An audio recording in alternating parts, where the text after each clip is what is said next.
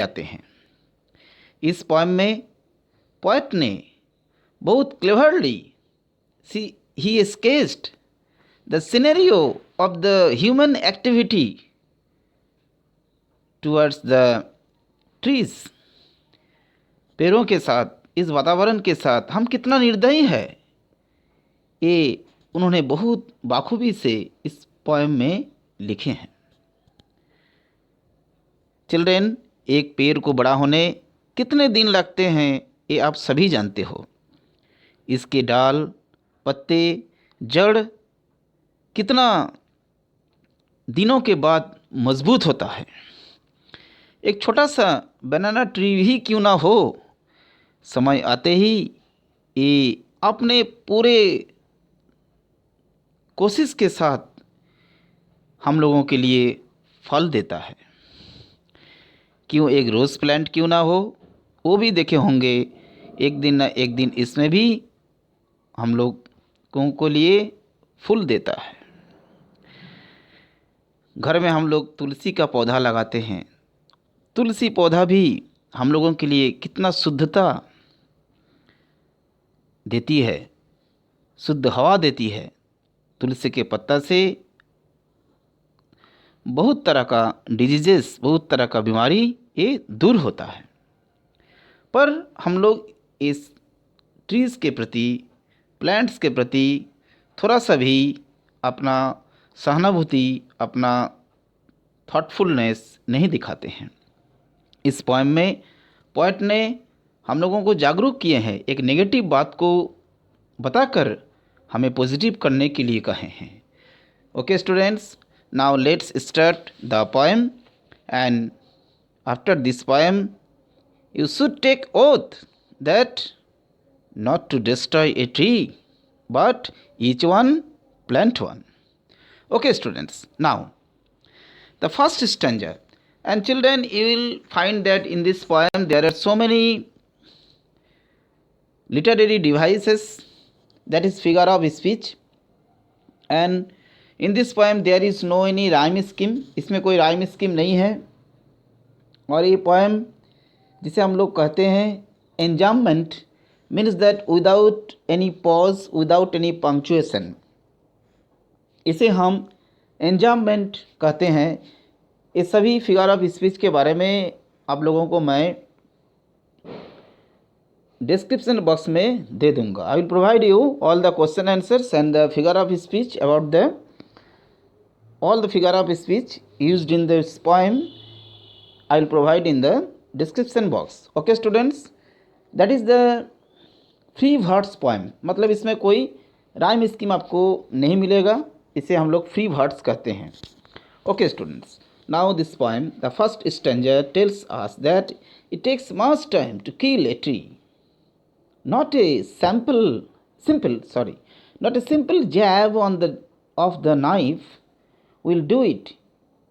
It has grown, slowly consuming the earth, rising out of it, feeding upon its crust, absorbing years of sunlight, air, water, and out of its leprous height, sprouting leaves. Poet ने इस poem में first line में personification का use किए हैं। Children, that you should note it that it takes much time to kill a tree. kill a tree, जैसे कि हम लोग किसी को हत्या करते हैं, किसी को मारते हैं, ऐसे ही पोएट ने भी इस पोएम में बताया है हम लोग इस पेड़ का हत्या करते हैं, जैसे कि ए लिविंग बीइंग है। ऐसे ही पोएट ने एक ट्री को कंसिडर किए हैं आदमी के जैसा, पर्सन की तरह। So he used this word kill a tree. ये केवल एक नाइफ से हम इसको मारकर, घोंप कर मार नहीं सकते हो, इसके लिए आपको बहुत कुछ करना पड़ेगा, क्योंकि ये ट्री एक दिन में बड़ा नहीं हुआ है, धीरे धीरे consume the earth, consume the earth. Children, you see that is the imagery, means that here the poet sketches such an idea, slowly consume the earth। जैसे एक बच्चा धीरे धीरे बड़ा होता है, आप देखोगे बचपन से कितना कुछ खाए होंगे, कितना पानी पिए होंगे, कितना दूध पिए होंगे, कितना खाना खाए होंगे, कितना फ्रूट्स खाए होंगे, आप एक बार हिसाब करो। ऐसे ही पोएट ने कहते हैं slowly consuming the earth.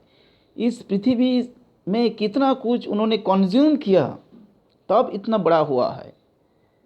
Rising out of it, feeding upon its crust, absorbing years of sunlight. कितना सालों से सनलाइट को लिया होगा, एयर को अपने एब्जर्व किया होगा। आप जानते हो that is the process of photosynthesis. Air, water, sunlight कितना सालों से यूज़ किया होगा, कंज्यूम किया होगा, तब इतना बड़ा हुआ है। इसे तुम इतना आसानी से नहीं मार सकते हो। And out of its leprosite sprouting leaves. देखो there are is another things is there, that is metaphor. Leprosite, जैसे लेप्रोसी एक बीमारी होता है, this is a very terrific disease. लोगों का हाथ पैर एक विकृत अवस्था में आ जाता है और डिस्कलर हो जाता है। इस लेप्रोसी बीमारी के साथ इन्होंने बताया, मेटाफोर का यूज़ किए हैं। एंड आउट ऑफ इट्स लेप्रोसाइड, इनका जो पेड़ का जो छिलका है, जिसको बार्क कहते हो, उस बार्क डिस्कलर हो गया है। उसके अंदर से कितने दिनों से अपना डाल को, अपना पत्ते को निकाला होगा, स्प्राउटिंग लीव्स, और वहाँ से उस धब्बे वाली छाल से अपने पत्ते को फूटते रहे हैं। कितना साल लगा होगा इस तरह से बड़ा होते हुए। Next, second stanza. So hack and chop, but this alone want do it. Not so much pain will do it, the bleeding bark will heal, and from close to the ground will rise curled green twigs, miniature bulbs, which, if unchecked, will expand again for former size. देखो, तुम लोग जो इस तरह से एक पेड़ को काट नहीं सकते हो, क्योंकि कुल्हाड़ी से काटो, टुकड़े टुकड़े करो, परंतु आप देखोगे सिर्फ ऐसा करने से कुछ नहीं होगा, क्योंकि ब्लीडिंग, देखो एक वर्ड है bleeding bark, it is the alliteration B sound, and again the alliteration will heal, L sound, ये एलिटरेशन है जहाँ पर हम लोग एक लेटर साउंड का रिपीटेशन करते हैं। Bleeding B and bark, bleeding bark B sound and will heal, L sound. Okay, so that here the alliteration figure of speech is used. Poet कहते हैं ब्लीडिंग बार्क मतलब क्या है ना, लगता है जैसे किसी आदमी को जब घायल होता है उसका शरीर से खून निकलता है, ऐसे ही पोएट ने कहे हैं ब्लीडिंग बार्क मतलब क्या है, ये पेड़ जब काटा जाता है तब उसका भी शरीर से, जो आप देखे होंगे कोई भी पेड़ को काटते समय में एक वाटर की तरह ग्लू कहो उसको, उसका जूस कहो, जो भी कहो, ये निकलता है। पोएट ने इसे ब्लड कहा, ब्लीडिंग बार्क। घायल इस छाल को, बार्क को जब तुम ऐसा काम करते हो तब देखो इससे कुछ नहीं होगा, फिर से वहाँ से छोटे छोटे पत्ते निकल पड़ेंगे, मिनिएचर बब्स। और अगर उसे तुमने फिर से नहीं काटा, इफ़ अनचेक्ड, अगर इसे रोका नहीं गया तो फिर से वो पेड़ बड़ा हो जाएगा, फिर से फॉर्मर साइज में आ जाएगा। जैसे आप देखोगे कोई पेड़ को जब नीचे से काटा जाता है, अगर उसके जड़ को अपरूट नहीं किया जाता है तो फिर से नीचे से उसका नया डाल जन्म लेना शुरू होता है। मतलब एक पेड़ कितना कठोर होता है, अपना सर्वाइव के लिए कितना वो मेहनत करता है, कितना कष्ट करता है। लेकिन हम सेल्फिश पीपल इसके बारे में थोड़ा सा भी नहीं सोचते हैं। यही पोएट ने कहा। After all the poet is telling no the root is to be pulled out. नहीं, ऐसा करने से नहीं होगा, उसको जड़ से निकालना होगा। आउट ऑफ द एंकरिंग अर्थ, इस पृथ्वी को देखो किस तरह से एंकर की तरह, जैसे लंगर एक जहाज़, अब एंकर का मतलब जानते हो, जहाज़ जब अपना पोर्ट में आता है, हार्बर में आता है, तब वो अपने लंगर लगाता है, एंकरिंग करता है। ऐसे ही मतलब पकड़ के रखना। पोएट कहते हैं इस पृथ्वी के साथ ये ट्री किस तरह से एंकरिंग करके इतना दिन पकड़ के रखा अपने जड़ों से, उसके उखाड़ो। It is to be roped, रस्सी से निकल के बाहर फेंको, टाइट बांधो, and pulled out, snapped out, बाहर निकालो, और पुल्ड आउट एंटायरली, पूरा पेड़ को निकाल लो, आउट फ्रॉम द अर्थ केव, पृथ्वी के अंदर पाताल तक उसका जड़ जहाँ तक नीचे गया है, हम लोग उसे भी निकाल लेते हैं ताकि हमारा डेवलपमेंट हो। Here you see that pulled out, pulled out, pulled out. In this stanza, pulled out, that word, that phrase is used 3 times. That is repetition. ये यहाँ पर repetition का यूज़ हुआ है। Out from the earth cave and the strength of the tree exposed, the source white and wet. White and wet, that is alliteration, WW sound, white and wet. The most sensitive hidden for years inside the earth.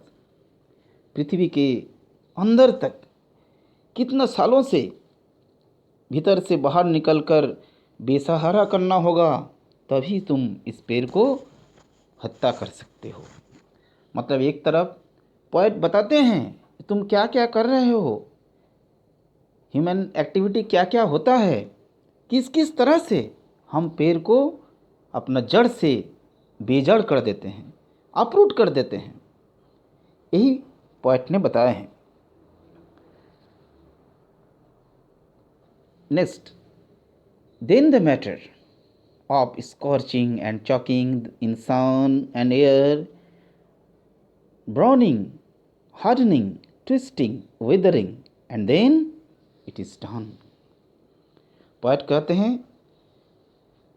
फिर क्या काम है, उसे धूप में, हवा में सूखने दो। मतलब पेड़ काटने के बाद आप सॉ मिल में देखोगे उसको ऐसे ही फेंक दिया जाता है, अलग अलग कट कट कर फेंक दिया जाता है सूखने के लिए, ड्राई होने के लिए। उसे सूखने दो, दम घुटने दो। इसको सूखने के बाद उसे और कठोर बनाने के लिए, सख्त बनाने के लिए, टेढ़ा मेढ़ा जो था उसे सीधा करने के लिए उसे और मुरझाने दो, वेदरिंग।